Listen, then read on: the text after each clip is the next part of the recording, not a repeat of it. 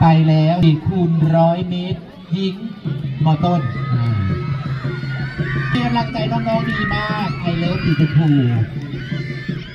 วิ่งไม่มีวันหมดเพราะมีกองเชียร์ปีศาจตีกลองอยู่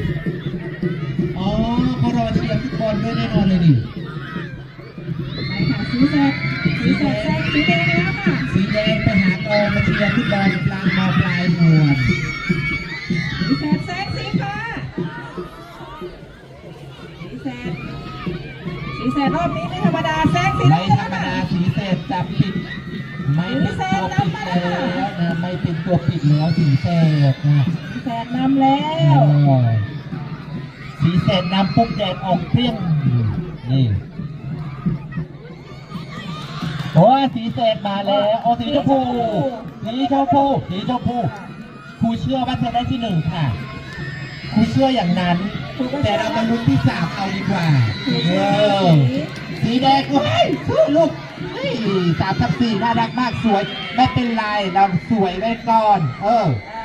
ได้ที่เท่าไหร่ก็ช่าง